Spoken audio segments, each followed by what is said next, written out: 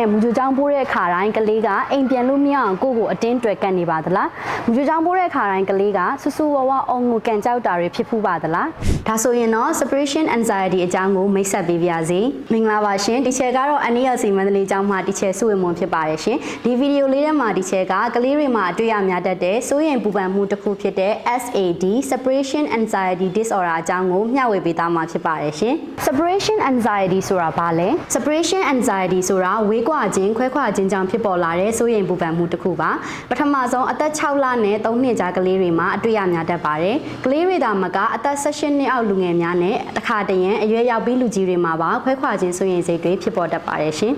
separation anxiety ဘာကြောင့်ဖြစ်ပေါ်တာလဲ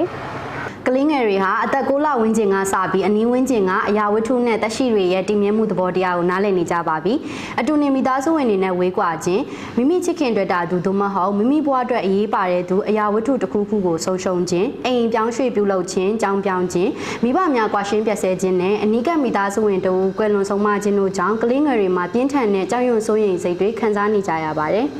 ကလေးတွေမှာ separation anxiety ဖြစ်နေကြောင်းဘယ်လိုသိနိုင်မလဲ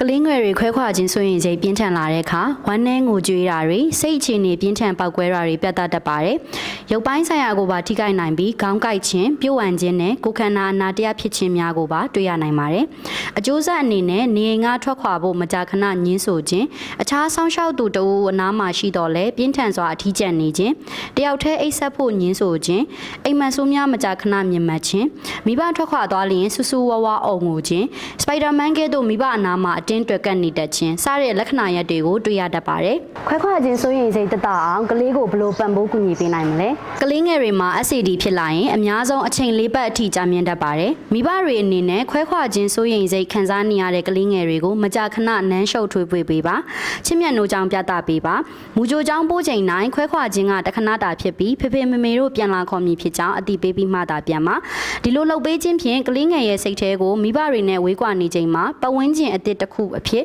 လုံခြုံစိတ်သက်သာမှုတစ်ခုကိုပေးစွမ်းနိုင်ပါတယ်ရှင်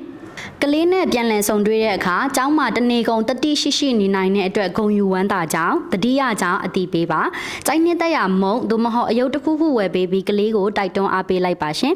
ယခုလိုပြုလုပ်ပေးခြင်းကကလေးငယ်ရဲ့အတွေ့အထဲမှာမိဘနဲ့ခွဲခွာရပေမဲ့လည်းတခဏတာဖြစ်လို့အဆင်ပြေပြေနေနိုင်ကြောင်းသိရှိသွားပါလိမ့်မယ်မိမိကိုယ်ကိုလည်းယုံကြည်မှုတွေတိုးတက်လာပါလိမ့်မယ်ရှင်အခုဆိုရင်ဖေဖေမေတို့အနေနဲ့ separation anxiety အကြောင်းကိုသိရှိသွားပြီပဲဖြစ်ပါတယ်နောက်ထပ်လည်းအခုလိုတိမှတ်ဖွယ်ဗီဒီယိုလေးတွေကိုတင်ဆက်ပေးသွားမှာဖြစ်လို့ like follow and share ပြုလုပ်ပေးသွားနိုင်ပါတယ်ရှင်ကျေးဇူးတင်ပါတယ်ရှင်